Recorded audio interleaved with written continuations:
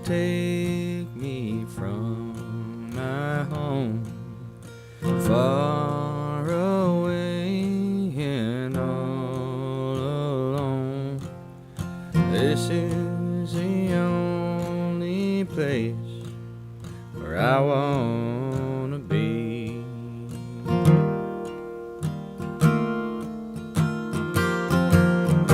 Please don't take my home from me.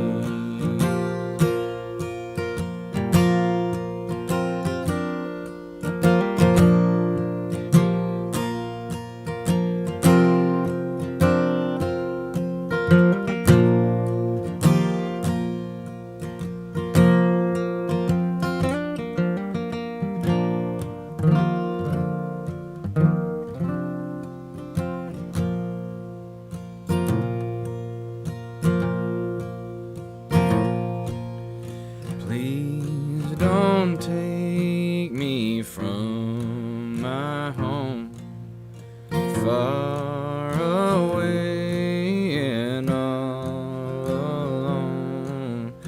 This is the only place where I wanna be. Please don't take my home from me.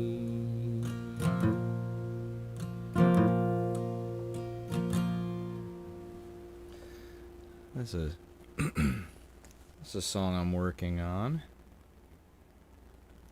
Let's see, I had a verse in mind.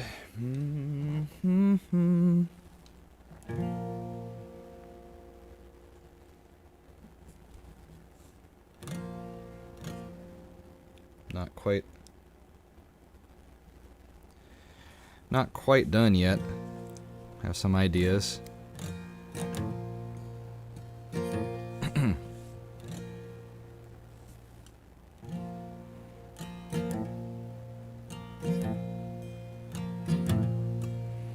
Carry my child, follow my wife, cross the border, find a new life.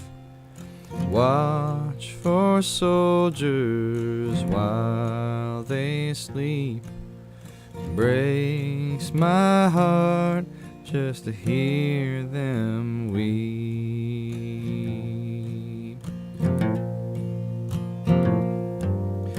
Please don't take me from my home, far away and all alone. This is the only place where I wanna be. Please don't take my home from me.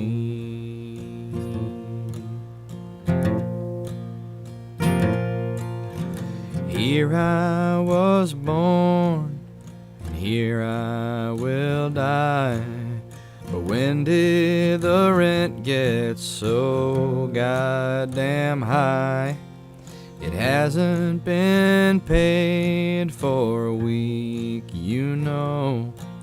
I'm sorry, but you'll have to go.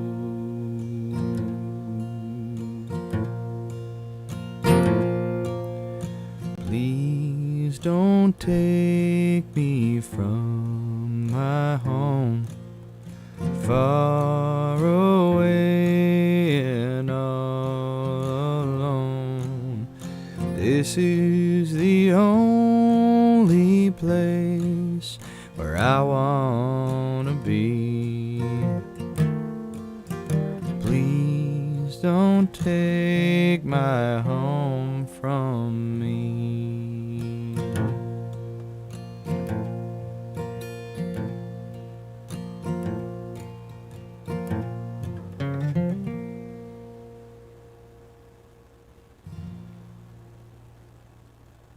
Just been thinking about that.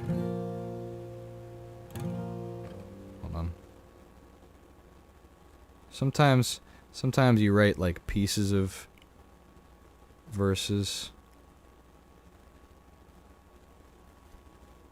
No, that doesn't make any sense. That doesn't make any sense. Never mind. Thought that it would work.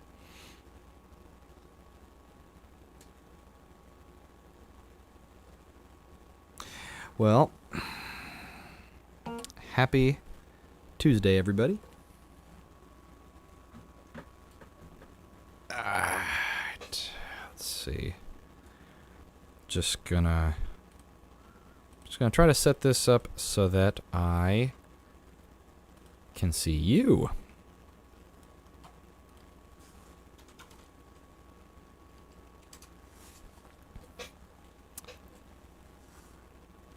Alright. Just gonna take a second.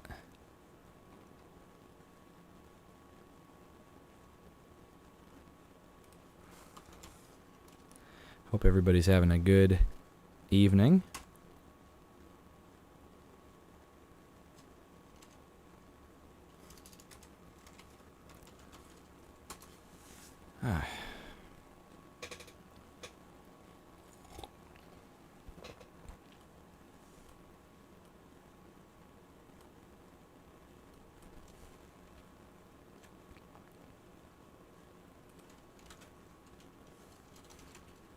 So what I wanted to do tonight, I got two things that I want to do, and for one of them, I'm going to have to run downstairs just for a minute.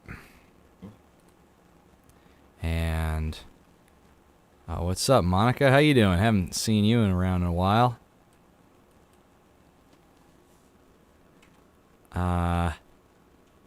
Monica's watching over on the YouTube, trying to read comments in 3 different places here. Can see you. There we go. There we go. There we go. Yeah, it's just hello everybody on Facebook. I'm just catching up to the comments over there. It feels a little weird having to watch my own video in 3 different places, but that's the only way I can see all the comments. And I do it all for the comments, folks. I really do. It's true. All right. So, yeah, I'll just squeeze that over there. Put this over here. That's good enough. Okay. Just want to make sure I can see when anyone says anything. As a test, everyone write a comment right now. Just kind of kidding, but also not, because I live for comments. I absolutely do. Okay, so now that's all queued up. I guess I could have just done that earlier, except I couldn't have because I wasn't live, so the video didn't exist. It didn't even exist. Here I am creating something. So I wanted to do 2 things. And here is the first thing. The first thing is, there we go.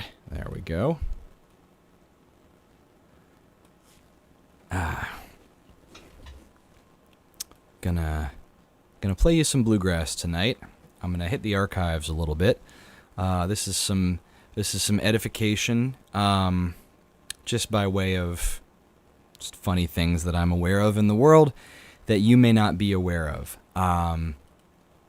And maybe this will, I don't know, if there's a lesson plan, if there's a goal for a takeaway here, it is I want to share with you that bluegrass music, music in general, but bluegrass in particular, has a continuity. There's a lot of stuff that's connected to it. I didn't get a chance to queue up all the videos that I would have liked, so maybe on a future video, I'll get to connecting John Bonham to Bill Monroe by way of Chuck Berry. So that's next time. But for right now, let's just make sure that you can hear what's being played on my computer. And I just give you a little bit of this guy here at about the 1 minute mark. We're going to start by listening to some Bill Monroe. And I'm going to even play you, I'm going to show you a little picture of him. I have to set that up. Display capture, properties. Oh no, I don't want a display capture. I want a window capture. I want a window. I want to show you this window. Here it comes. So excited to see this window. Yeah. All right. Yep. You can see that. Kind of blocking my view of myself. But that is Bill Monroe. It's Bill Monroe, the father of bluegrass music. I'm going to move him over here, though. And I'm going to move myself over here. There he is. Bill Monroe. And this is what he sounds like. Okay, so I think you get to hear a little bit. No, in just a second. This is a song called Road to Columbus.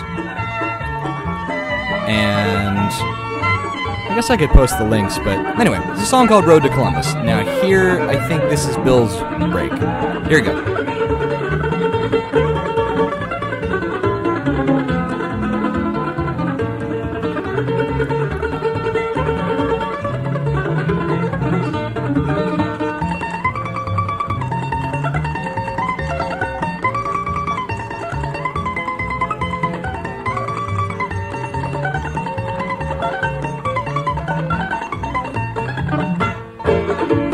Alright, so that's a tune called Road to Columbus by Bill Monroe. Bill Monroe, I think he wrote that song. A lot of these songs, at the beginning of bluegrass music were reworkings of traditional songs. But I'm reasonably sure he wrote that one. And he was playing it. When I started playing the video there, you heard a little bit of that fiddle leading into the mandolin. Now, if you don't know too much about the fiddle or mandolin, what you should know is that they're tuned the same way. So the way that you'd play a mandolin with a pick and the way you play a fiddle with a bow, the notes are all the same. And what that means is you can play these melodies like this is a Bill Monroe tune. You'd refer to it as a fiddle tune because there's this whole folk tradition of fiddle tunes, just melodies that are written on fiddle, meant for the fiddle, and played on the fiddle. And that's a big part of bluegrass music. So when Bill Monroe was creating bluegrass music, he was listening to pre-existing folk fiddle tune melodies, and then he started writing his own in that same style. And I could demonstrate some of that on the mandolin, but I won't. I will instead. We've got a lot of recordings to get through here. So, and apologies to anybody who's watching this later. Like if you're watching it live, hopefully you should be able to hear all the music and everything. It'll probably all get removed once it goes to the archive because of copyrights and stuff. Oh well. So we're talking about the origin of bluegrass. This guy Bill Monroe listening to fiddle tunes and then creating his own fiddle tunes and playing some of the old tunes in new ways on his instrument, which was the mandolin. Bill's over here, the mandolin, which is what he's holding. So this is one of those tunes, and I'm going to play you the intro here. The fiddle player for a very, very long time in Bill Monroe's band. And the name of his band, by the way, this is important because this is where you get the term bluegrass music, comes from the band that Bill Monroe put together, and he was running around, from Kentucky, and Kentucky was known as the Bluegrass State. So he had this band called Bill Monroe and the Bluegrass Boys. And people would refer to this sort of new innovative style of music that Bill and his band was playing. They would refer to it as, that music that sounds like the Bluegrass Boys, that bluegrass music, basically music in the style of the Bluegrass Boys. For a lot of reasons, Bill Monroe is acknowledged as the founder of this genre. And in that band, the fiddle player for a very, very long time, really just a crucial member of that band, was a guy named Kenny Baker. So we're going to get to Kenny now. Let's just go back to the intro on that same tune, and you're going to hear this.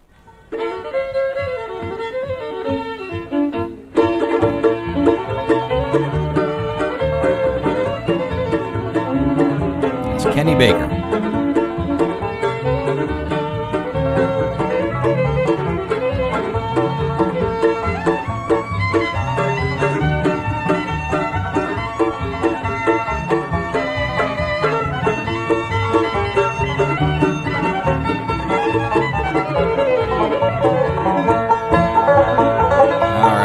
And then we go over to what I believe there is Bill Keith, who is actually a guy I was fortunate to take several banjo lessons from before he passed away.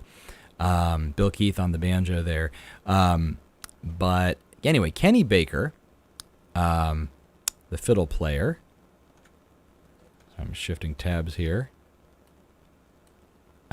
Kenny Baker hit that intro there. He was a really major part of the Bill Monroe sound, and so much so, there's an album that I want to play you now,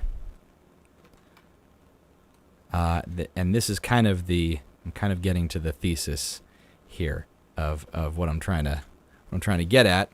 Kenny Baker made an album that was called.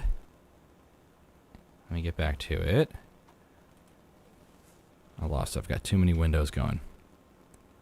It was called Kenny Baker Plays Bill Monroe. Very straightforward. And this is just Kenny playing his version. And he was a really you can read about him on Wikipedia and stuff. But he was just a really important part of the sound. Arguably sort of central in some ways, maybe more than Bill, because he's this connection to the actual sound of the fiddle itself. And he just does these, really iconic, masterful takes on these tunes. So here again is that same song, Road to Columbus.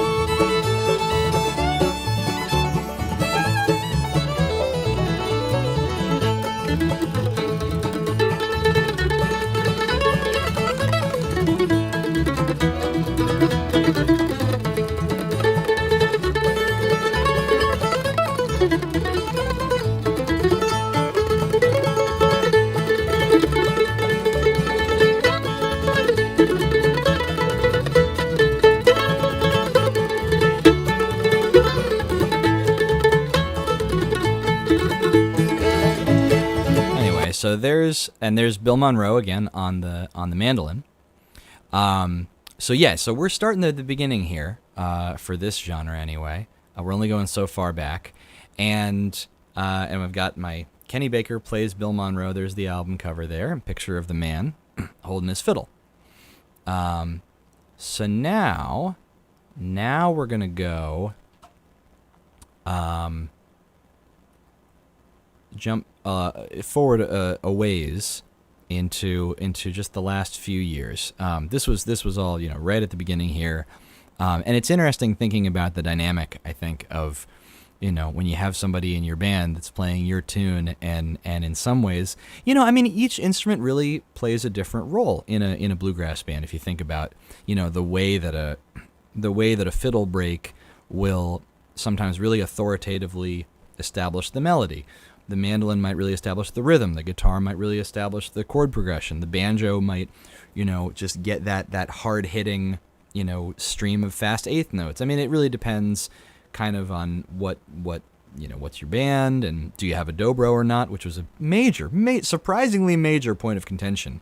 For anybody who's listening to all these progressive newgrass bands, especially coming out of Colorado these days, you'd think that it was a dobro player that started bluegrass, but in fact, the inclusion or exclusion of a dobro player. All right, I'm actually really glad I have this book on hand, because this is a guy. This is another guy. This is Ralph Stanley, Dr. Ralph Stanley. It's a great book. That's just his memoir. Another real solid bluegrass musician from the early days. And you know him, at least you know his voice, if you've listened to the soundtrack of the movie Oh Brother, Where Art Thou?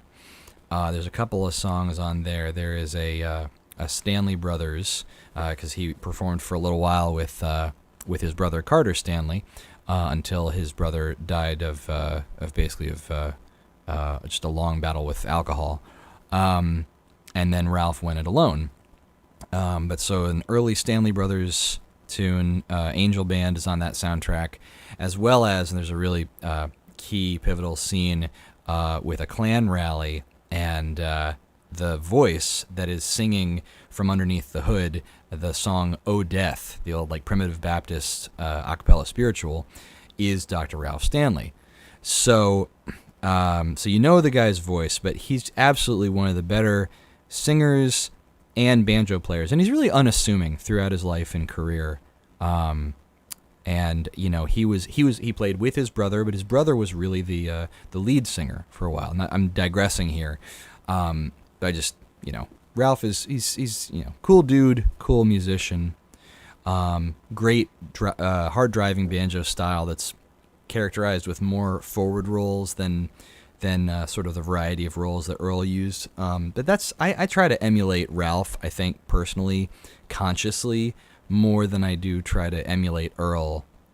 I did some Earl Scruggs style stuff on the Gangstagrass song "Freedom" that we did released earlier this year. But in general, I just feel like Ralph's got a lot of really cool. The Ralph Stanley style of banjo fits really well into a lot of contexts.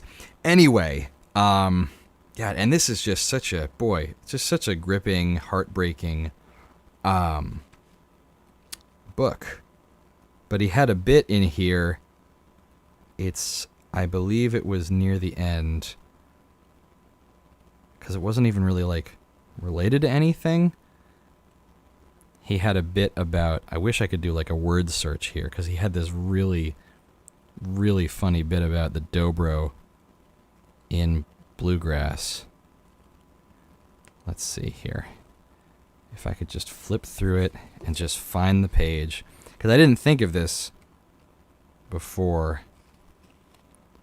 I did not think of it, and it's not even related to anything when he starts just randomly talking about they just hated the dobro. I should talk about something else while I look for this, because I'm just not gonna. No, it must be near the beginning. Yep. All right. Dead air. I'll find it later.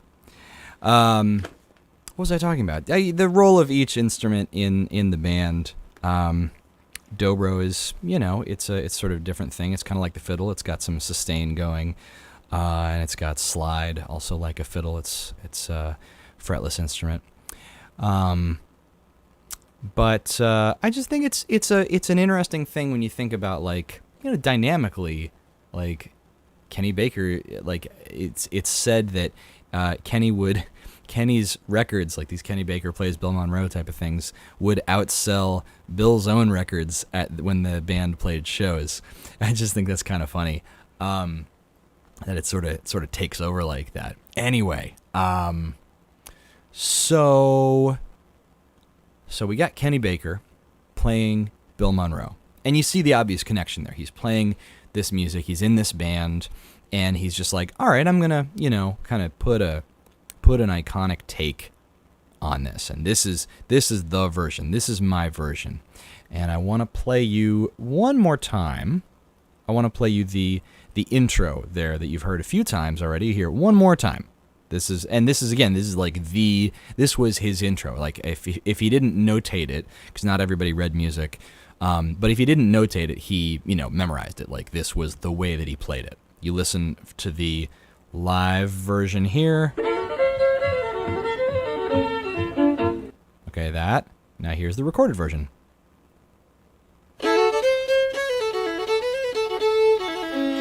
So that's the intro. All right, that is the intro. That's how it goes. So anybody learning Kenny Baker fiddle would learn it exactly that way. So let's jump ahead a few years.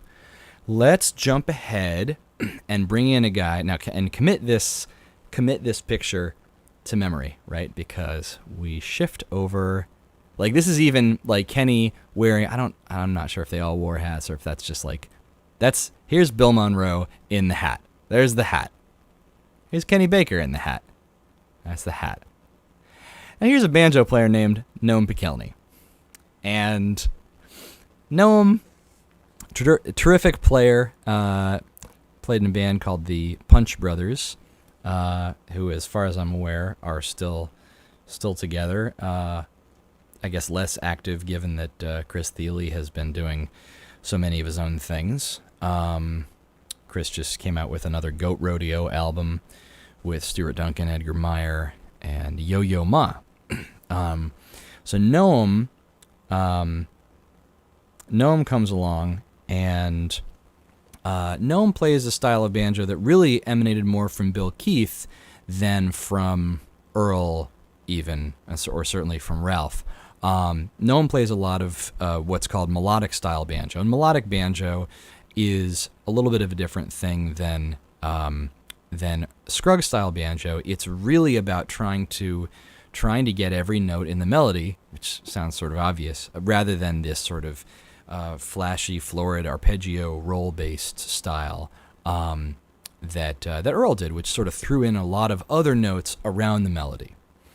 And I'll play you a little bit of this, because this is basically just Noam Pikelny takes the album Kenny Baker Plays Bill Monroe, and he plays the album. He plays the whole album, and he plays all of Kenny Baker's fiddle parts note for note. So here again is Road to Columbus.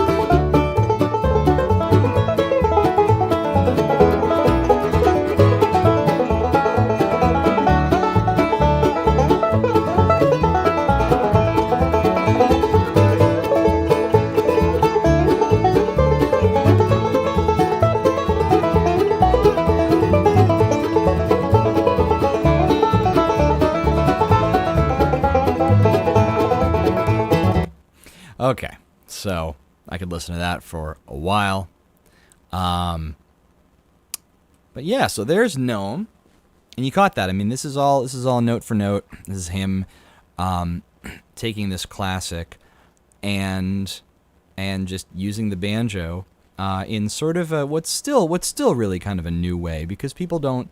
There are, I can probably count on two hands the like accomplished masters of the melodic style of banjo today, and I know many of them personally, and it's a terrific thing to pursue.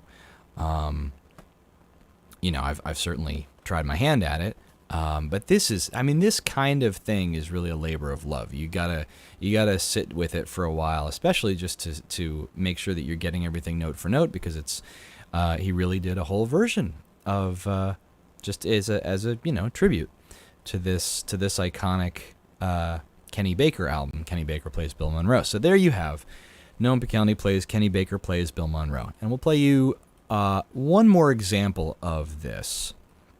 This is another classic here. We're going to jump back to Kenny Baker again. And we're going to play you a song called Lonesome Moonlight Waltz to just give you a sense of this. And it's stuff like that. Well, it's stuff like there's a lot of songs out there. This is a slower one. And I think slow songs have absolutely as much a place in bluegrass as fast ones.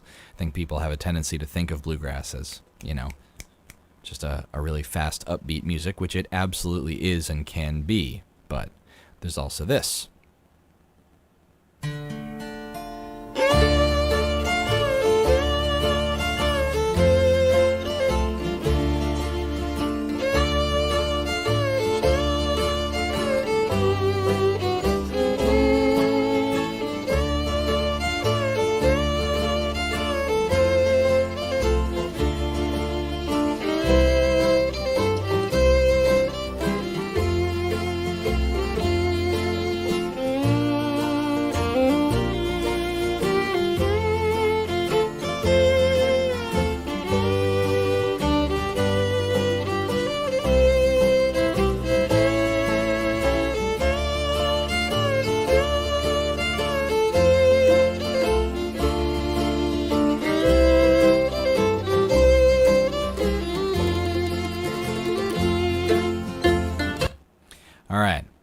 Lonesome Moonlight Waltz.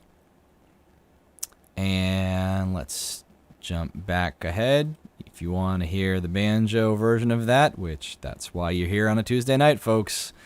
It's the banjo version of the fiddle version of the mandolin tune, Lonesome Moonlight Waltz.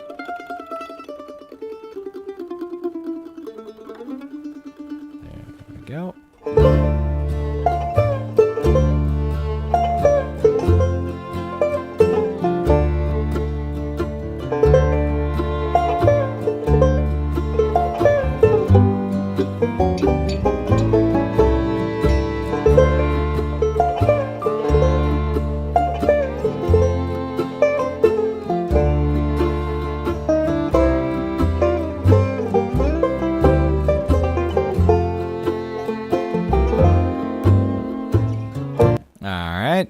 That's how that goes.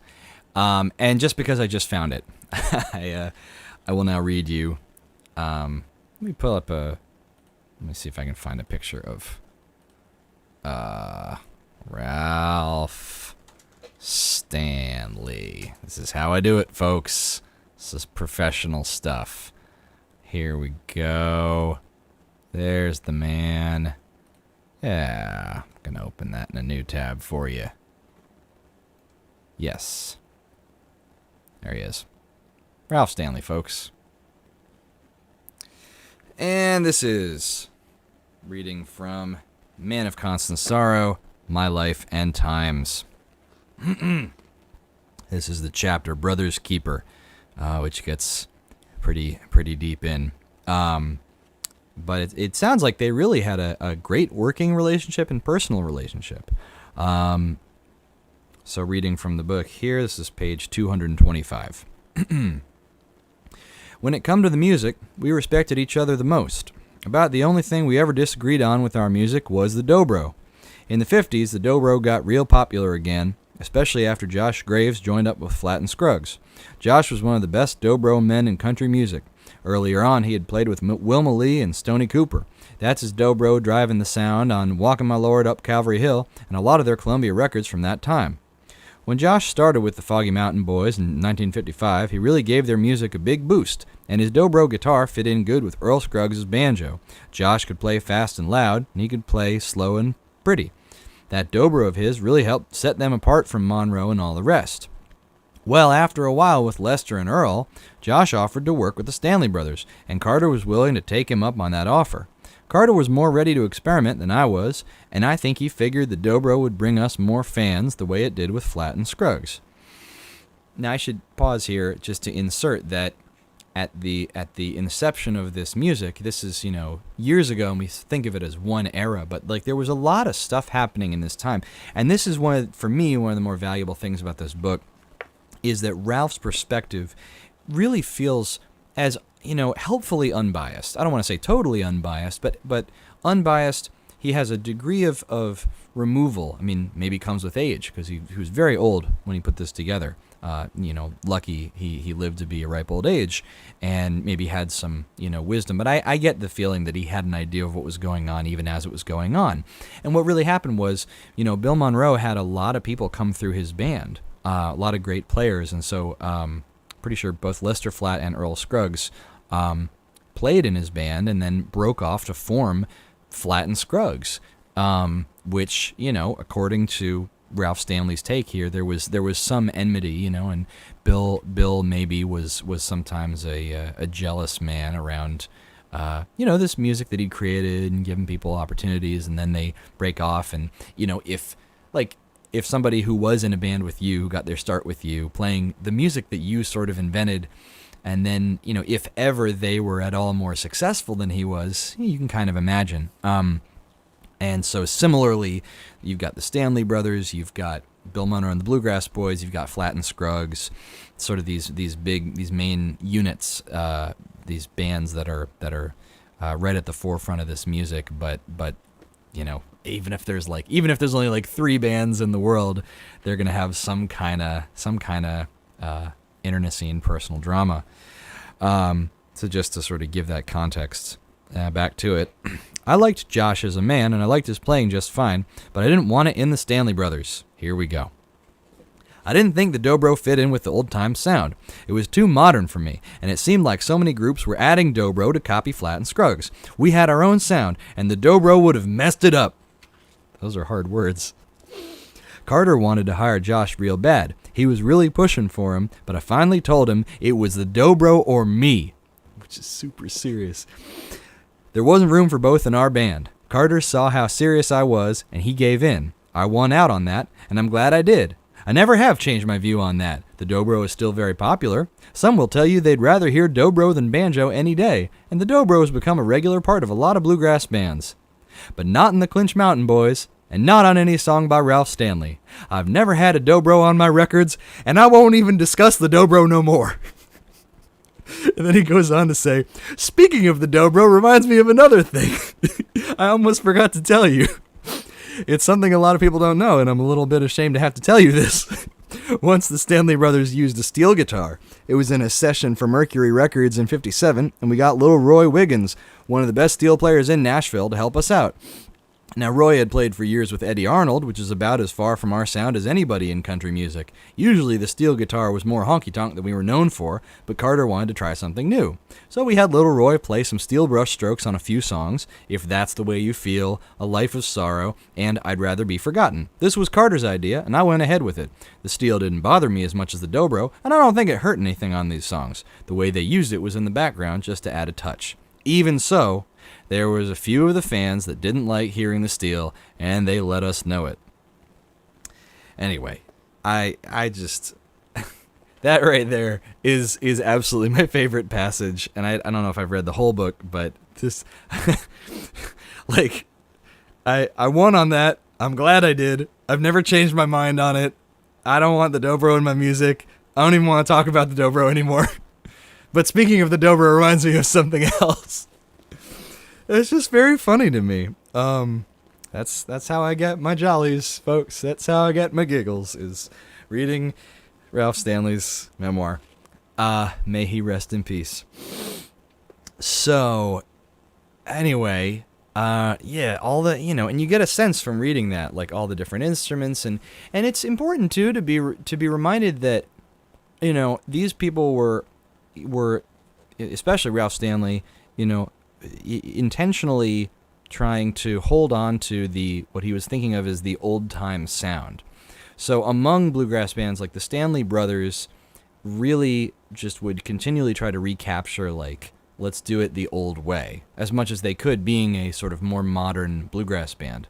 And then at the same time, he admits, yeah, you know what, actually, like, not a dobro, but we actually used a steel guitar in a couple of songs, but, it was, like, in the background, and it was sort of turned down, and which kind of, it is similar to the way that drums were sometimes, decently often were used in bluegrass recordings, as early as that. There's a lot of like little brush trap kits and things in bluegrass songs. So as much as it's often said like, oh no, there's no drums in bluegrass, I mean, that's not exactly true. I think maybe it's more important to say, the drum sound or the steel guitar sound or the, over amplified sound. And I just lost the page, but there was another page where he says a similar thing about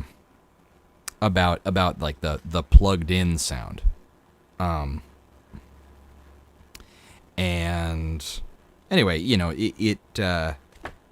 it's just the difference between, like, we're trying to do this and not that, and they're maybe similar. When people joke about, like, what's the difference between country and western, or what's the difference between bluegrass and old time, these genres that are so similar and so close to each other, jazz and blues, that, like, often it's maybe only the people who do it, the people who really know the difference, who would really care, but they would care a lot, maybe partially because those things do get confused and they do get lumped together.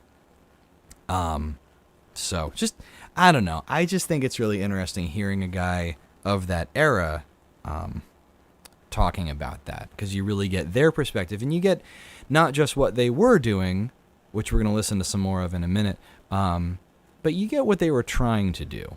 And often I think that's really important. So we've got Ralph thrown in there for good measure. We got some Bill Monroe. We got Kenny Baker plays Bill Monroe.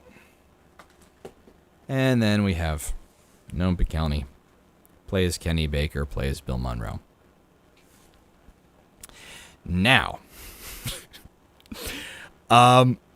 what happened next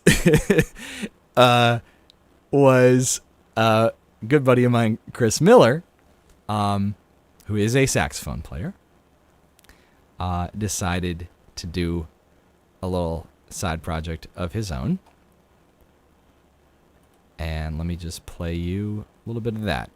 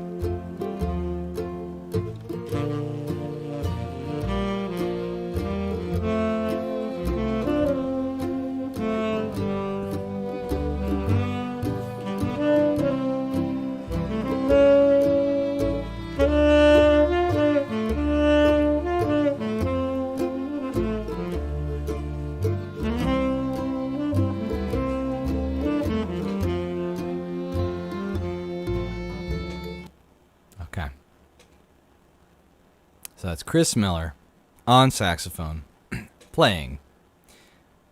Noam Pikelny plays. Kenny Baker plays Bill Monroe. And if I'm not laughing as much as you think that I should be laughing, that's because that wasn't the punchline. Now you might imagine, how far can this go? How much farther can this reasonably go?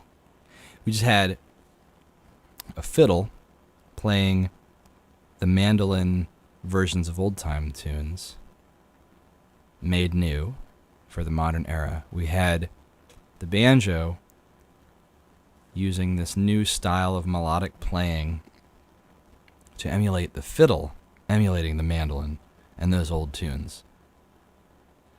And then we have a saxophone playing the banjo version of the fiddle version of the mandolin. Well, I just want to hear in the comments.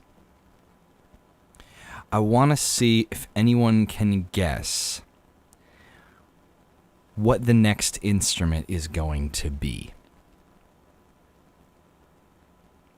I want to see comments. I want to see comments right now. I really want to see. I think I can probably swing it that if you guess this right, you will get something. I don't even know. Now, so Betty Lynn guesses dobro, and that would be a very good guess, given the huge to-do that I just made about the dobro. That's not the answer. It's a really good guess, and it shows that you've been paying attention. That's really a good bonus points for critical listening and comprehension. Not dobro. No. And dobro, too, I think would be a step backwards into the classic. This is a step into the future. It's really a step into the unknown. The visionary, I can't say enough about this next project because it's truly, and it came out in the 21st century. It's truly it's really a 20th century spirit to it compositionally. Okay, let's read off these guesses here. We've got Sheila Newman says harp.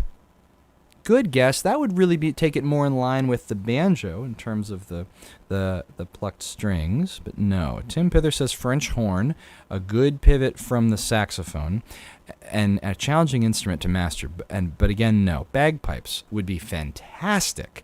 I don't think you would be able to have the same chromatic range, but that could be good. But no. Lap steel, again, no. Violin. Now, violin is the same thing as a fiddle, so that would be sort of a semantic difference there. Piano. Nah, piano is it's a good guess, but I don't know if that would be too pedestrian. No, because this next one is really, it's an accomplishment. It's transformative of the instrument and of the material. And it's not as meaningful to play a melody on the piano. I mean, everybody plays the melody on the piano. You can play the melody, the chord progression, you can do the rhythmic accompaniment, you can do everything on the piano. You could play its own harmony line. All right, now we're going in the right direction. Is it plugged in? It's not plugged in. We're getting a few more interesting guesses here. We've got beatboxing. That would be really cool too. And actually, Chris Stiles, who's a terrific beatboxer in the D.C. area, you should look him up because he's got a great series right now where he's doing these duo videos where he beatboxes with a number of interesting world instruments, just as duos. He'll duo with, I forget what the instruments even are, but they're very cool. All right. Steel drum, not quite. Uke, no. Let's see. Daniel Swider says, Cajun, it's possible that you meant cajon, which would be an instrument. That is the percussive box that you sit on. You're going in the right direction. And Zoe says spoons. Now we're really going in the right direction. We're really getting very close. Very, very close. Not harmonica. Oh, here, Betty, let me spell that out for you because it's a tricky spelling. Chris Styles with it's all sort of one word and then with a Z on the end of it. All right. I just want to see if anybody guesses it. Washboard, getting close. Getting close. Marimba, no. And spoons is a great instrument. Spoons is people don't give it credit, but of course, so many of these folk musics and folk traditions often are the brunt of jokes from people that don't necessarily understand them. The instrument that I like better than the spoons while we're thinking about it is the bones, the rhythmic bones, mainly because you can play them freehand. Like spoons, you kind of have to wrap them on your hand, and you can do like the flayed finger thing, and it's cool. The bones, you can actually do this nifty freehand thing, and you can also play like any curved objects. Like you can play spoons like bones. I might demo that at some point. All right. I don't think anybody's getting it, so I'm just gonna tell you. I'm just gonna share with you the wondrous beauty that is Aaron Buchheister plays Chris Miller, plays Noam Pikelny, plays Kenny Baker, plays Bill Monroe on the goddamn triangle. Here is Lonesome Moonlight Waltz on solo, unaccompanied triangle. Close your eyes, take what we've learned, and see if you can hear the melody.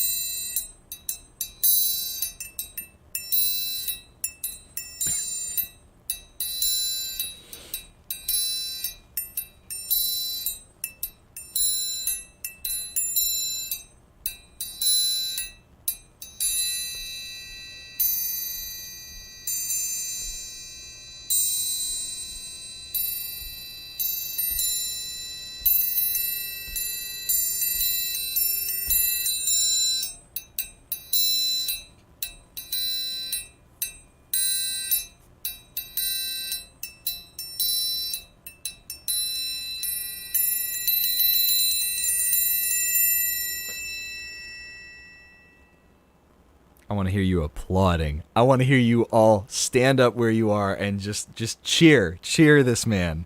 It is really one of the greater things that I've ever heard, because it starts off and you're just like, Oh, that's very funny. Good joke. And then you see the follow through. 12 tracks. Each ranging from 2.5 to 4 minutes of solo triangle. And he's not fucking around. I mean, if you listen to enough of Lonesome Moonlight Waltz just now, right? That's like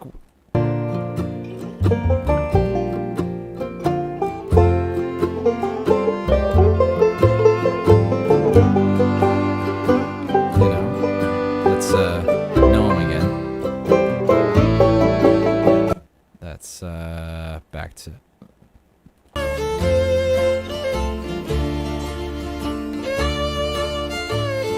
I mean, you heard it, right? It's all right there. Oh wait, that's a different song. Just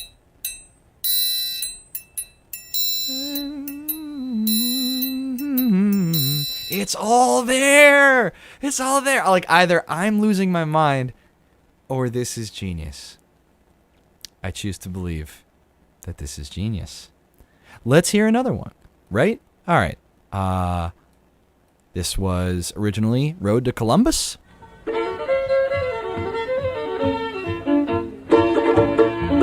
right, that's how that goes. All right. Let's hear it.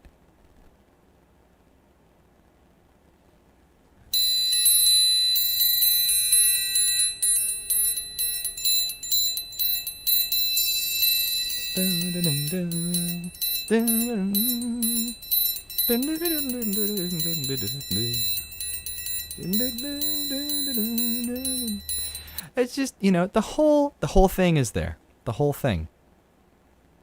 Whole album. And again, I feel like it would be unfair for me. I would gladly just go through and play you all 12 tracks of Solo Triangle. But I feel like it wouldn't be right if it's really a solid tribute because it doesn't really work.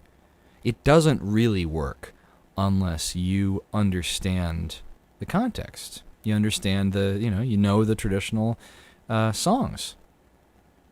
Right? I mean, you might just hear like, oh, this is a weird track of like fast triangle. This is a weird track of like slow triangle in 3.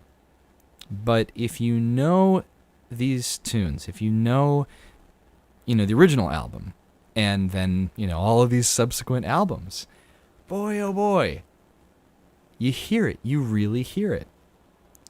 So, I guess the takeaway here, if I'm going for a takeaway, which is not like I have to force one, but I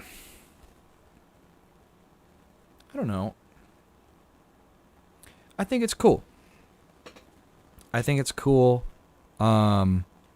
That bluegrass music is always, it's always about connecting. It's always about going into some sort of tradition and drawing from that.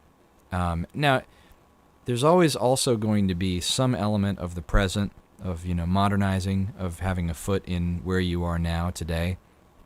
And sometimes that's not intentional. Sometimes I think maybe people think so much about the traditional stuff and they don't realize that what they're doing by playing something that's 50 or 70 years old today, by doing that, you're going to modernize it. There's no way that you could perfectly recreate the stuff from the past because the past is behind us. But so there's always a combination of tradition, drawing from tradition and then responding to the times that you're in. So the zeitgeist is always going to get in. By the zeitgeist, I mean the spirit of the time that is now. It's always going to be combined with the tradition. And that I think is a really compelling thing about bluegrass. I think that's something that really gets people. It really appeals to people. And I think that's why it works. really. Whether people are thinking, this song really speaks to the zeitgeist. I know, but they're also so anchored in tradition. Like, it's not that people think that explicitly, but, you listen to a song and you're like, man, this really feels like 150 years old. And at the same time, it really feels fresh. It really feels new. How can one song be both of those things at the same time? That's just how this music works. For the record, I think that's also how hip hop works. But yeah, folks, this is just a fun little rabbit hole that I was thinking about the other day, and I thought, let me explain this for the people at home, because they might not know. They might not they might not have had the pleasure of hearing Aaron Buchheister plays Chris Miller, plays Noam Pikelny, plays Kenny Baker, plays Bill Monroe. Maybe not, but you should. Not because Solo Triangle is your favorite thing in the world. I don't care. You don't have to love it, but you should know that this kind of tribute and this kind of evolution happens all the time with all kinds of different things. People are always learning from each other, and we're always evolving and standing on shoulders. Yeah, that's the meaningful shit that I wanted to say about Solo Triangle tonight. Okay, so I don't know.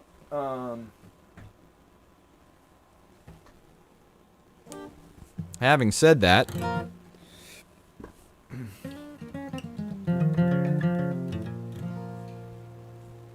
I've run out of things that I had planned to say.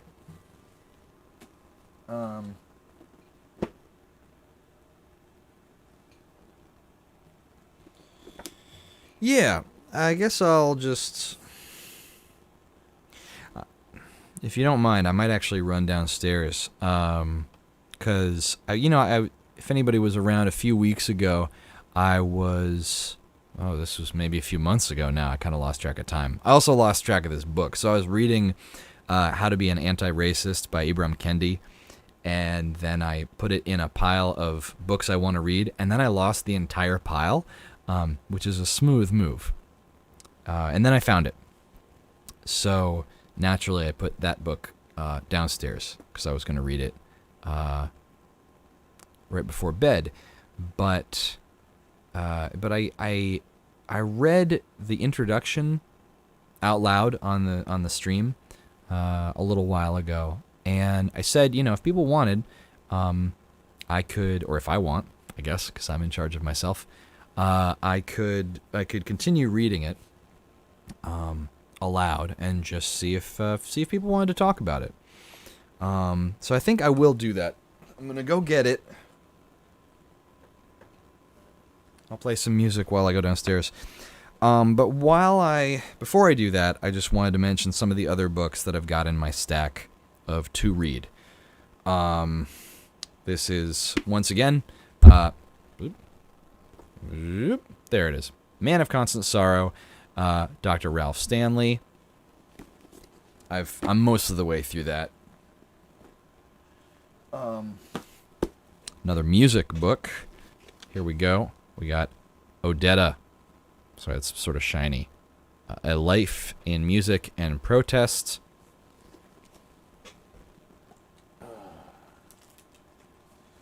This one has been a dense read, but just a lot of really valuable stuff in it. This is kind of the Gangstagrass book right here, really, because this is Segregating Sound: Inventing Folk and Pop Music in the Age of Jim Crow. This is a really good one. If you're interested, if you've ever heard us talk about, so basically, we do a lot of interviews, and in these interviews, one of the more popular questions, and you might have asked this yourself, you might have said, oh, it's so funny that this band does bluegrass hip-hop when you would think that these genres are so different. and they're so separate. So the short, easy answer to that is, well, they're actually not that different. And the longer answer, and a lot of that is in here, a lot of that is in this book. The longer answer is that genre in music was kind of created to sell records, which, like, duh, of course, artificial distinction and classification was created to sell records. That makes sense.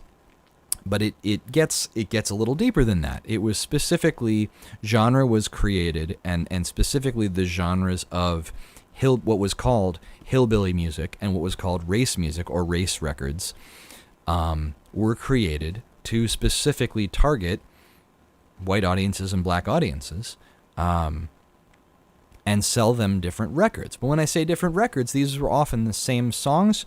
These were often the same musicians playing the same songs, but with literally just different pictures on the cover. Since we're not talking about Aaron anymore, I'm going to move him out of the way. I really should just I should probably put together a whole thing on this too, like just pulling up some of the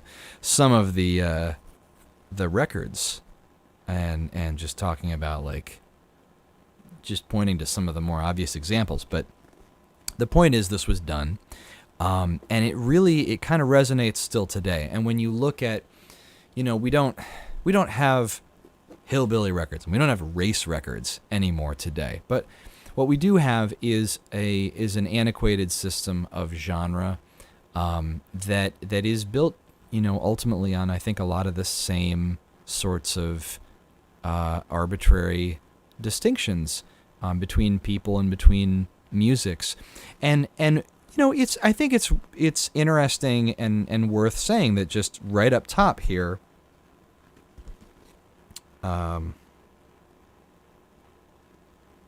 Let's see here. I don't know if there's going to be a single quote, like a single takeaway.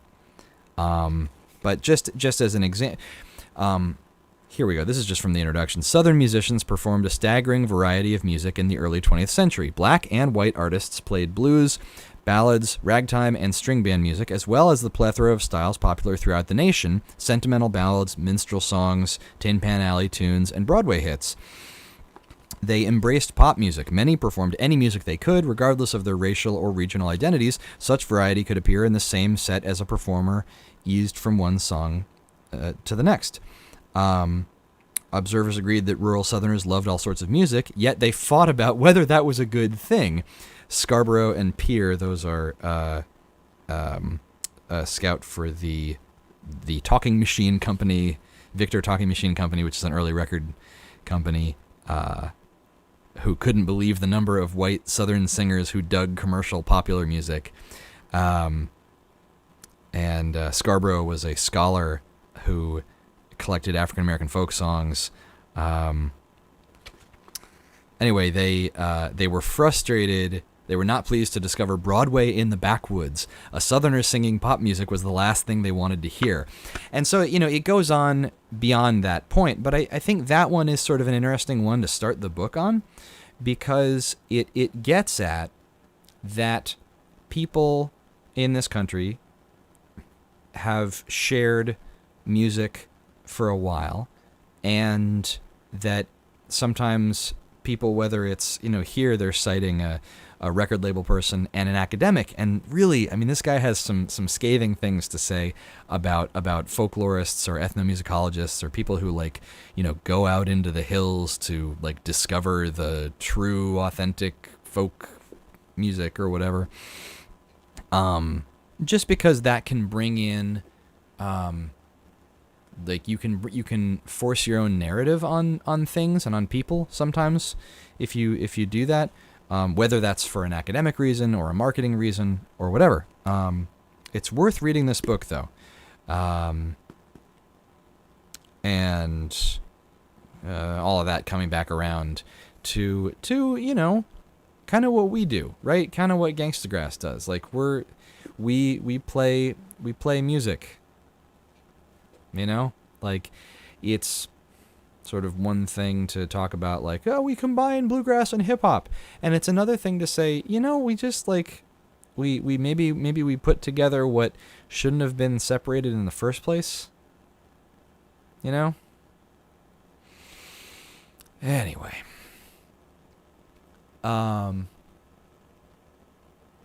Yeah, comments about the human condition and such like that.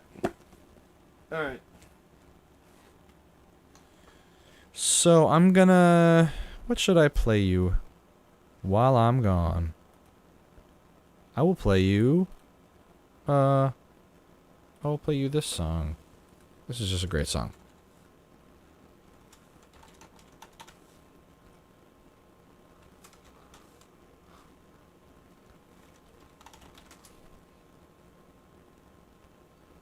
Where was it? No, when I'm... Yeah, right. Okay. I'm going to make sure the volume does not deafen your ears. I will be right back. I'm going to go get my book. We're going to have reading time. And I'll play this song while I'm gone.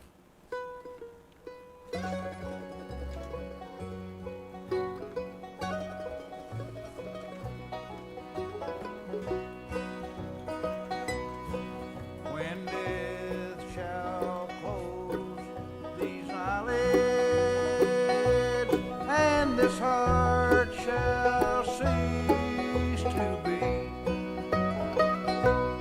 and they lay this soul to rest in a flowery bound retreat.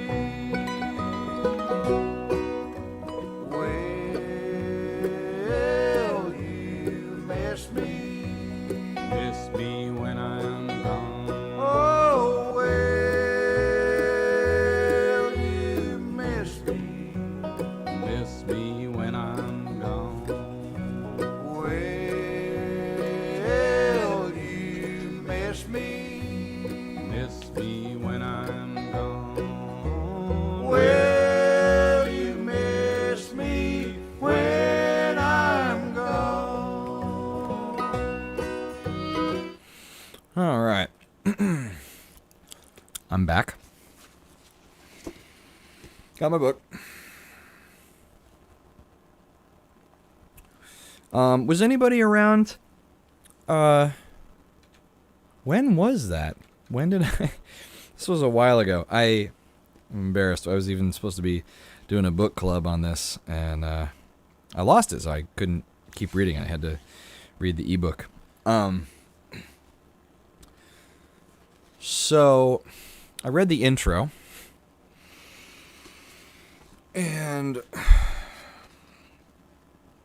thankfully, chapter 1 is called Definitions, and it starts off actually with a few key definitions, and it talks about the importance of definitions.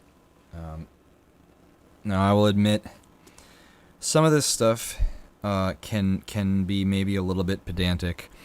So I will understand if this is not your particular personal cup of tea. But, you know, just like childbirth classes, it's probably good to try a few different texts and approaches and mentalities to anti-racism or whatever it is that you want to call what you're trying to do to better yourself in our society. This is one of them. You know, there are a lot of books out there, and of course the ones that you're going to hear about are probably the more popular ones. And sometimes things that are popular might not be as, you know, all-encompassing, or maybe not as deep. And some, you know, no book is perfect, and some of them might be flawed or limited. So you never know. You never know what you're going to get when you open up a book. So I thought I would just read through some of this with you and just see what we get. You know? If anybody's got any questions that they want to talk about, any thoughts, I'm just gonna spend the next, 15 minutes. See if yeah, it's not a very long chapter. And if I don't pause, probably get through all of it. So, chapter 1, definitions. And it starts off with the definitions of racist, one who is supporting a racist policy through their actions or inaction, or expressing a racist idea. And then anti-racist, one who is supporting an anti-racist policy through their actions or expressing an anti-racist idea. And I just want to point to one distinction between those, that in the definition, and these are, his definitions, so we can agree with them or disagree with them, but this is his framework that, will help us through the rest of the book. And according to him, you can support a racist policy through action or inaction.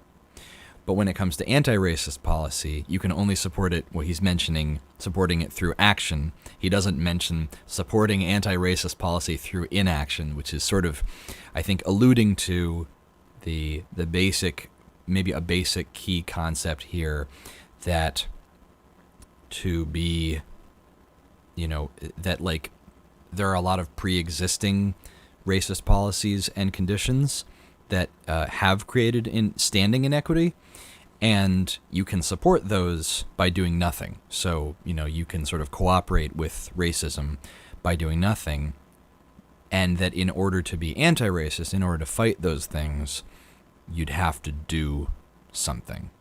So there isn't really room, and he hasn't said that explicitly here, but I feel like setting those two things up next to each other, it's just something that I notice, that to be anti-racist in Kendi's definition, to be anti-racist really necessitates some sort of action. Okay, that took like 2 minutes, and I am just getting to the text. All right, I'll keep it moving. So this is a flashback here. Soul Liberation swayed on stage at the University of Illinois Arena, rocking colorful dashikis and afros that shot up like balled fists. An amazing sight to behold for the 11,000 college students in the audience. Soul Liberation appeared nothing like the white ensembles in suits who'd been sounding hymns for nearly 2 days after Jesus' birthday in 1970. Black students had succeeded in pushing the InterVarsity Christian Fellowship, the U.S. evangelical movement's premier college organizer, to devote the second night of the conference to black theology. More than 500 black attendees from across the country were on hand as Soul Liberation began to perform. 2 of those black students were my parents. They were not sitting together. Days earlier, they had ridden on the same bus for 24 hours that felt like 42, from Manhattan through Pennsylvania, Ohio, and Indiana, before arriving in central Illinois. 100 black New Yorkers converged on InterVarsity's Urbana 70. My mother and father had met during the Thanksgiving break weeks earlier when Larry, an accounting student at Manhattan's Baruch College, co-organized a recruiting event for Urbana 70 at his church in Jamaica, Queens. Carol was one of the 30 people who showed up. She had come home to Queens from Nyack College, a small Christian school about 45 miles north of her parents' home in Far Rockaway. The first meeting was uneventful, but Carol noticed Larry, an overly serious student with a towering afro, his face hidden behind a forest of facial hair, and Larry noticed Carol, a petite 19-year-old with dark freckles sprayed over her caramel complexion, even if all they did was exchange small talk. They'd independently decided to go to Urbana 70 when they heard that Tom Skinner would be preaching and Soul Liberation would be performing. At 28 years old, Skinner was growing famous as a young evangelist of black liberation theology. A former gang member and son of a Baptist preacher, he reached thousands via his weekly radio show and tours where he delivered sermons at packed iconic venues like the Apollo Theater in his native Harlem. In 1970, Skinner published his third and fourth books, How Black is the Gospel and Words of Revolution. Carol and Larry devoured both books like a James Brown tune, like a Muhammad Ali fight. Carol had discovered Skinner through his younger brother, Johnny, who was enrolled with her at Nyack. Larry's connection was more ideological. In the spring of 1970, he had enrolled in the Black Aesthetic, a class taught by legendary Baruch College literary scholar Addison Gale Jr. For the first time, Larry read James Baldwin's The Fire Next Time, Richard Wright's Native Son, Amiri Baraka's wrenching plays, and the banned revolutionary manifesto The Spook Who Sat by the Door by Sam Greenlee. It was an awakening. After Gale's class, Larry started searching for a way to reconcile his faith with his newfound black consciousness. That search led him to Tom Skinner.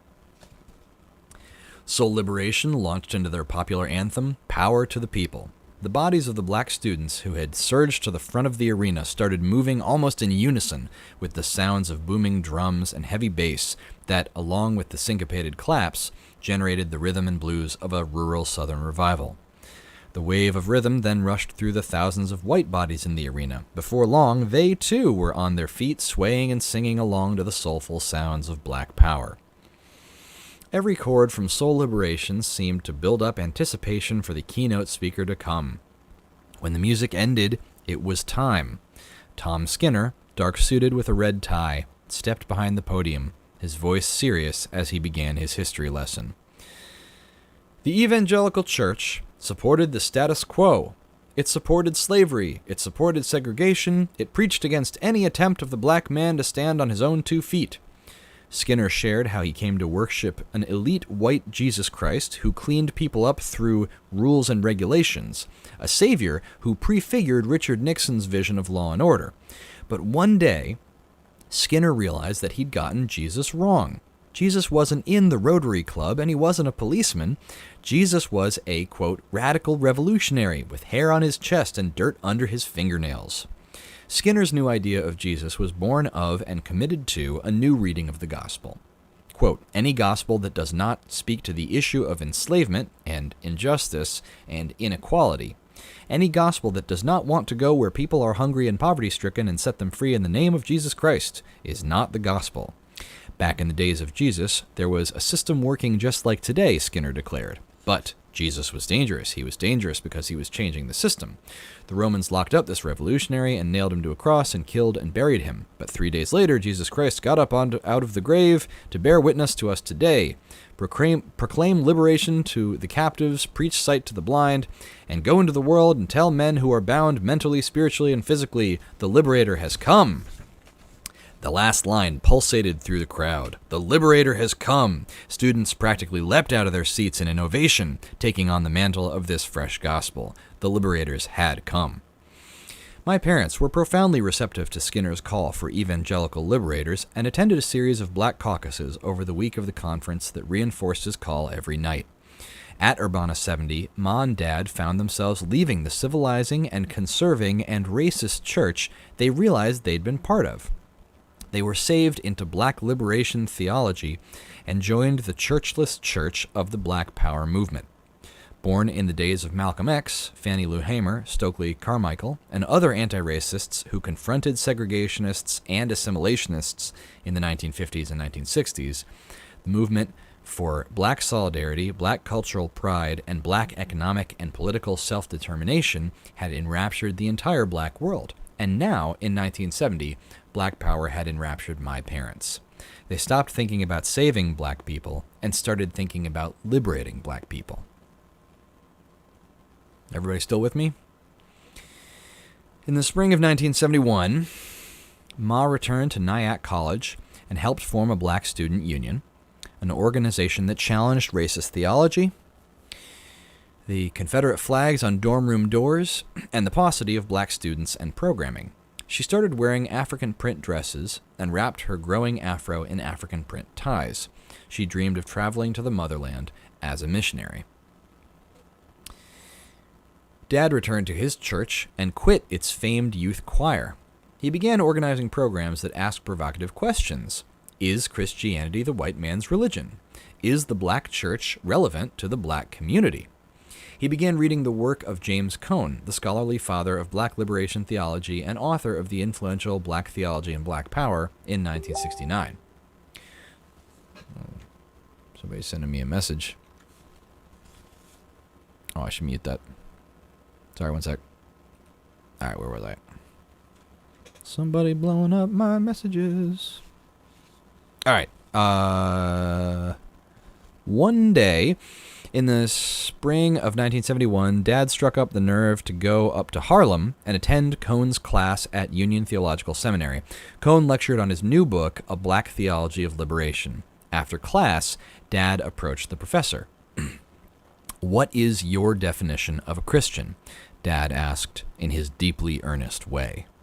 Cone looked at Dad with equal seriousness and responded, "A Christian is one who is striving for liberation." James Cone's working definition of a Christian described a Christianity of the enslaved, not the Christianity of the slaveholders. Receiving this definition was a revelatory moment in Dad's life. Ma had her own similar revelation in her black student union, that Christianity was about struggle and liberation. My parents now had, separately, arrived at a creed with which to shape their lives to be the type of Christians that Jesus the Revolutionary inspired them to be. This new definition of a word that they had already chosen as their core identity naturally transformed them. So this is all lead up to the concept of definition that he launches into here. My own still ongoing journey toward being an anti-racist began at Urbana 70. What changed Ma and Dad led to a changing of their two unborn sons. This new definition of the Christian life became the creed that grounded my parents' lives and the lives of their children. I cannot disconnect my parents' religious strivings to be Christian from my secular strivings to be an anti-racist. And the key act for both of us was defining our terms so that we could begin to describe the world and our place in it.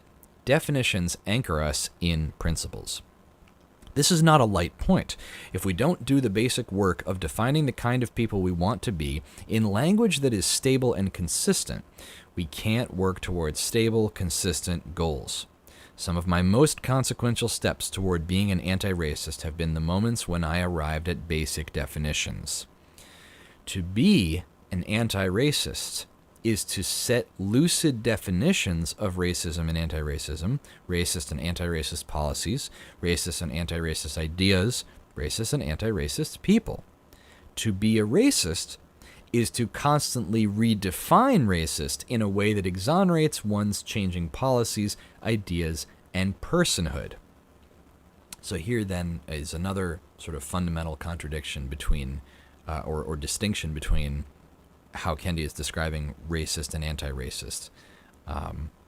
That anti-racism has to do with having a consistent and clear definition, and one way to sort of support racism is to not stick to consistent definitions, to sort of say, okay, this is racist. Well, okay, I mean, I'm not racist because, and then you twist the definition to say, this exonerates me. It doesn't apply to me.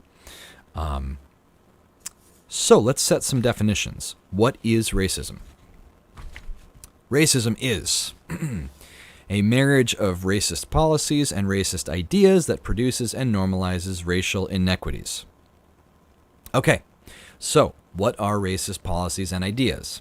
We have to define them separately to understand why they are married and why they interact so well together. In fact, let's take one step back and consider the definition of another important phrase, racial inequity. Racial inequity is when two or more racial groups are not standing on approximately equal footing. Here's an example of racial inequity. 71% of white families lived in owner-occupied homes in 2014, compared to 45% of Latinx families and 41% of black families. Racial equity is when two or more racial groups are standing on a relatively equal footing. An example of racial equity would be if there were relatively equitable percentages of all three racial groups living in owner-occupied homes in the 40s, 70s, or better, 90s. A racist policy is any measure that produces or sustains racial inequity between racial groups. An anti-racist policy is any measure that produces or sustains racial equity between racial groups. By policy, I mean written and unwritten laws, rules, procedures, processes, regulations, and guidelines that govern people. There is no such thing as a non-racist or race-neutral policy. Every policy in every institution, in every community, in every nation is producing or sustaining either racial inequity or equity between racial groups. Now, I would love to hear comments on that, because again, this is Kendi's idea, the way that he's expressing it in this way, it might come across as strong to some folks. It might come across as obvious and agreeable. I don't know, but I'd be interested to hear folks' thoughts. While you are typing that, I will continue reading. Racist policies have been described by other terms, such as institutional racism, structural racism, and systemic racism, for instance. But those are vaguer terms than racist policy. When I use them, I find myself having to immediately explain what they mean. Racist policy is more tangible and exacting, and more likely to be immediately understood by people, including its victims, who may not have the benefit of extensive fluency in racial terms. Racist policy says exactly what the problem is and where the problem is. Institutional racism and structural racism and systemic racism are redundant. Racism itself is institutional, structural, and systemic. Racist policy also cuts to the core of racism better than racial discrimination, another common phrase. Racial discrimination is an immediate and visible manifestation of an underlying racial policy. When someone discriminates against a person in a racial group, they are carrying out a policy or taking advantage of the lack of a protective policy. We all have the power to discriminate. Only an exclusive few have the power to make policy. Focusing on racial discrimination takes our eyes off the central agents of racism, racist policy, and racist policymakers, or what I call racist power. Since the 1960s, racist power has commandeered the term racial discrimination, transforming the act of discriminating on the basis of race into an inherently racist act. But if racial discrimination is defined as treating, considering, or making a distinction in favor of or against an individual based on that person's race, then racial discrimination is not inherently racist.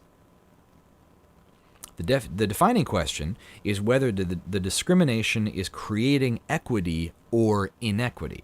If discrimination is creating equity, then it is anti-racist. If discrimination is creating inequity, then it is racist.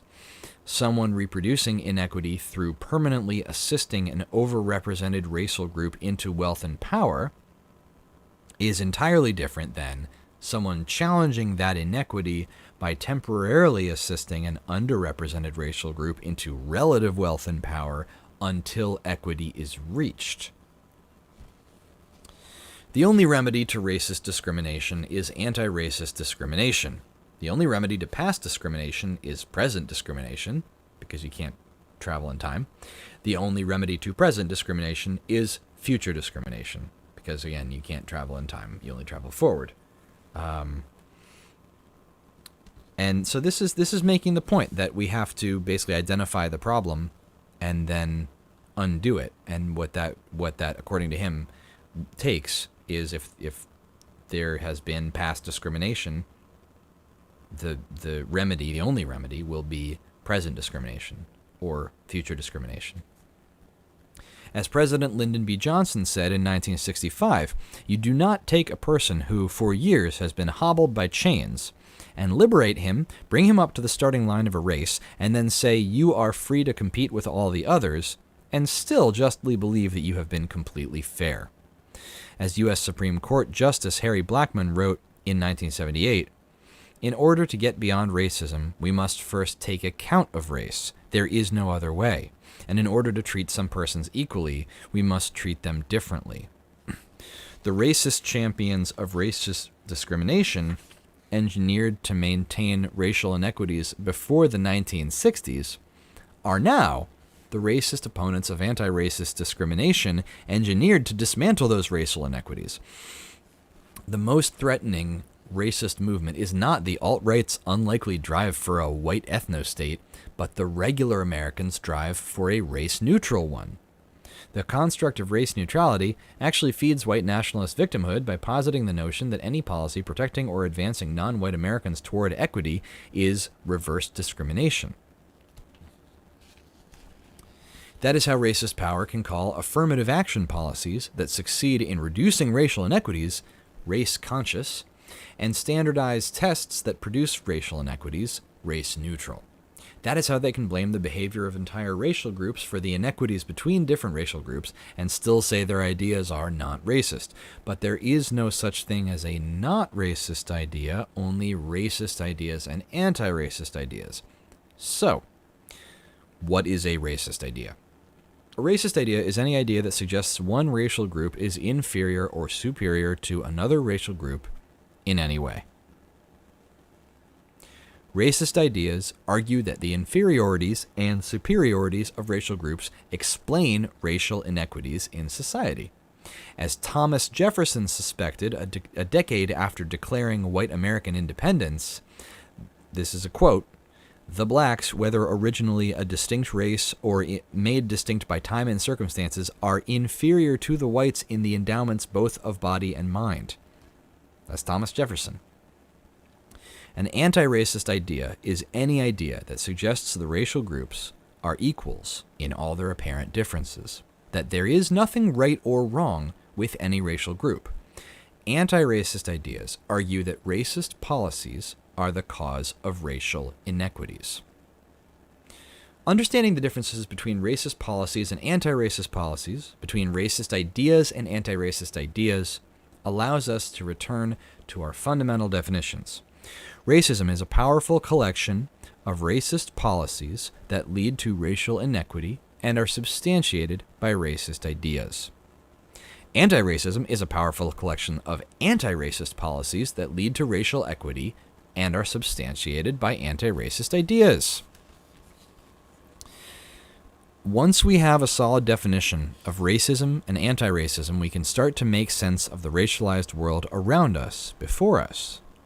My maternal grandparents, Mary Ann and Alvin, moved their family to New York City in the 1950s on the final leg of the Great Migration, happy to get their children away from violent Georgia segregationists and the work of picking cotton under the increasingly hot Georgia sun. To think they were also moving their family away from the effects of climate change. Do-nothing climate policy is racist policy, since the predominantly non-white global South is being victimized by climate change more than the whiter global North, even as the whiter global North is contributing more to its acceleration. Land is sinking and temperatures are rising from Florida to Bangladesh. Droughts and food scarcity are ravishing bodies in eastern and southern Africa, a region already containing 25% of the world's malnourished population. Human-made environmental catastrophes disproportionately harming bodies of color are not unusual. For instance, nearly 4,000 U.S. areas, mostly poor and non-white, have higher lead poisoning rates than Flint, Michigan. I am one generation removed from picking cotton for pocket change under the warming climate in Guyton outside Savannah. That's where we buried my grandmother in 1993. Memories of her comforting calmness, her dark green thumb, and her large trash bags of Christmas gifts lived on as we drove back to New York from her funeral. The next day, my father ventured up to Flushing, Queens to see his single mother, also named Mary Ann. She had the clearest dark brown skin, a smile that hugged you, and a wit that smacked you. When my father opened the door of her apartment, he smelled the fumes coming from the stove she'd left on, and some other fumes. His mother nowhere in sight, he rushed down the hallway and into her back bedroom. That's where he found his mother, as if sleeping but dead. Her struggle with Alzheimer's, a disease more prevalent among African Americans, was over. There may be no more consequential white privilege than life itself. White lives matter to the tune of 3.5 additional years over black lives in the United States, which is just the most glaring of a host of health disparities, starting from infancy, where black infants die at twice the rate of white infants. But at least my grandmothers and I met, we shared, we loved. I never met my paternal grandfather. I never met my maternal grandfather, Alvin, killed by cancer 3 years before my birth. In the United States, African Americans are 25% more likely to die of cancer than whites. My father survived prostate cancer, which kills twice as many black men as it does white men. Breast cancer disproportionately kills black women.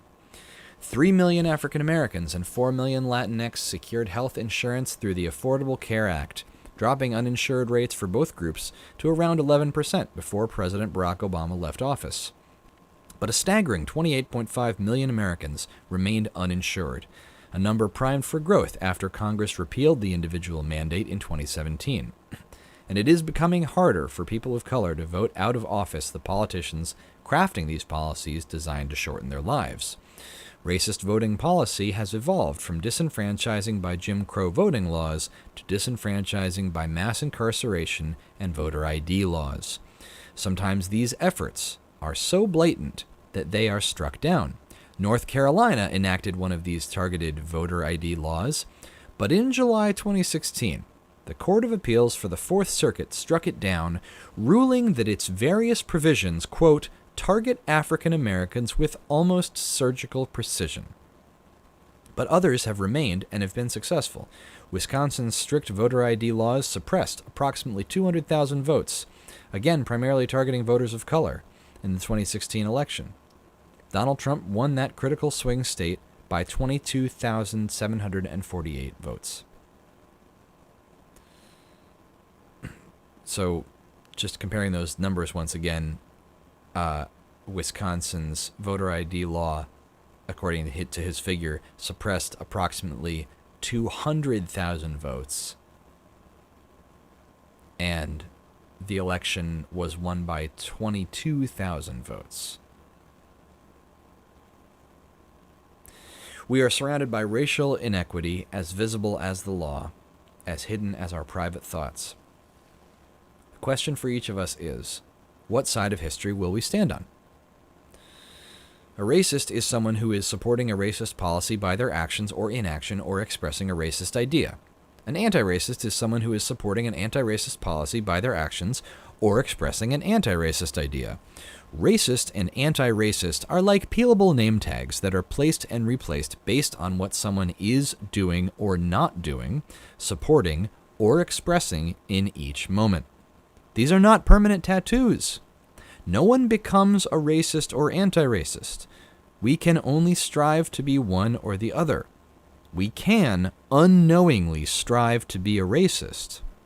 We can knowingly strive to be an anti-racist.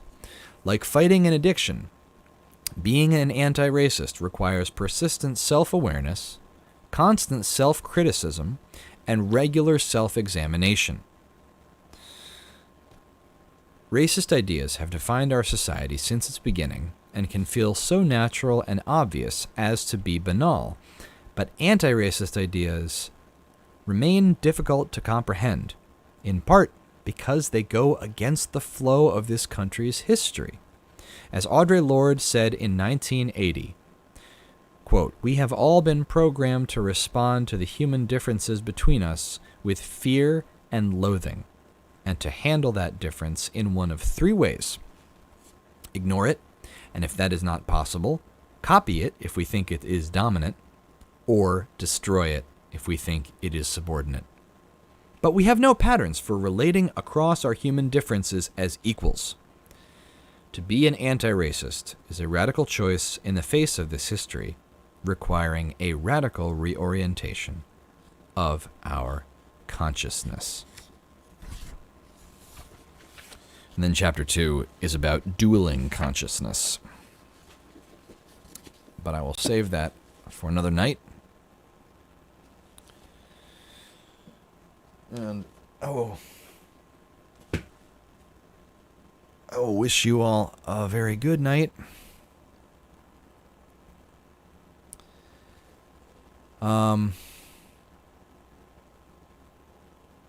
Yeah, I don't know.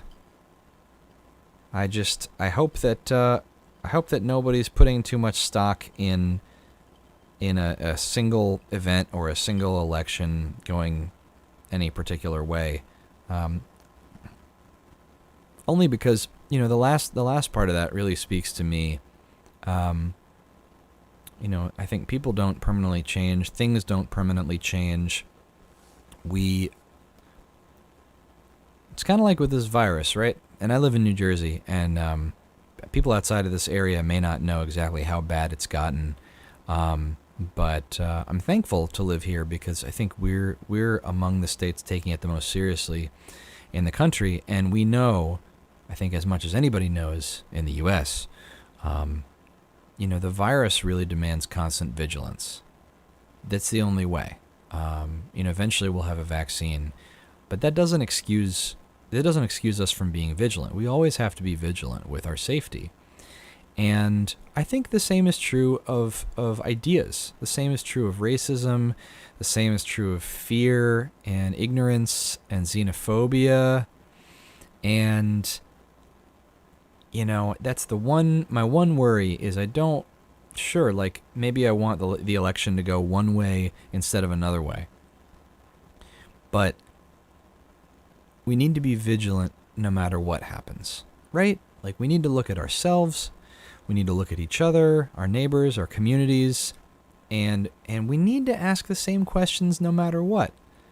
No matter who's in charge, no matter what's happening, whether you think somebody is your friend or your enemy, we need to just be asking these questions, and we need to constantly self-examine and self-evaluate. So I think that's a good enough thing to end on. Everybody go look in a mirror. Keep doing it. And, I don't know. I sometimes I think I don't feel like I wish ill on people. I don't know. I try to live a pretty idealistic life. I don't think I wish ill on people. Like, oh, I wish that they fall down an open manhole, or oh, I wish that they, lose all their belongings, or that everybody ignores them, or they, lose the election or whatever. But I do hope that I do wish that people would self-examine. And sometimes I do think that maybe people aren't doing enough of that. So that's probably the harshest thing that you're ever going to hear come out of my mouth is, boy, I just wish that they would self-examine, and I'm just so disappointed in them. Which is, I don't know. That's probably a little bit of my grandfather coming out in me. I'm fortunate to know some kind people, I guess. But yeah, self-examine, right? Like, I feel like there's really only two kinds of people in the world: people who think that they can't do anything wrong, and people who are self-examining. And like, which one are you? Which one do you think you are? Because we're really all the same. So,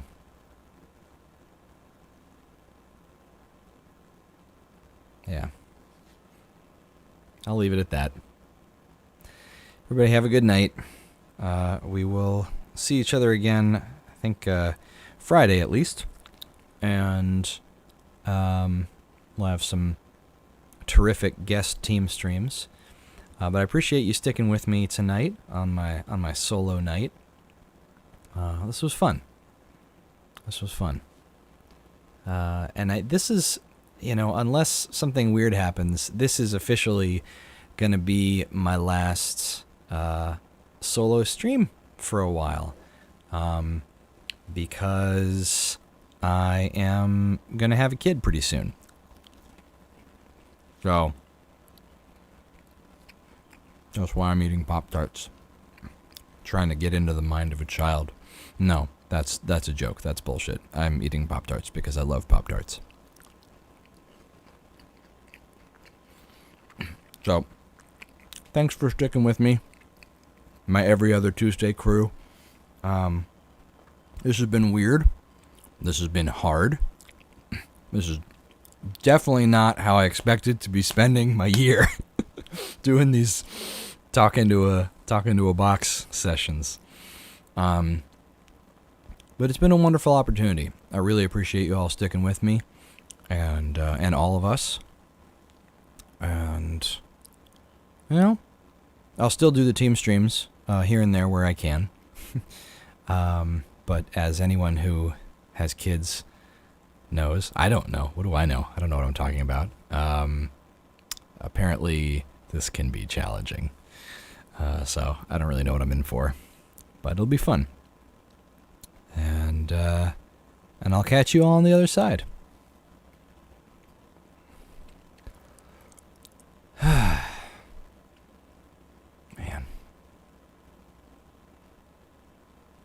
All right. Take it easy.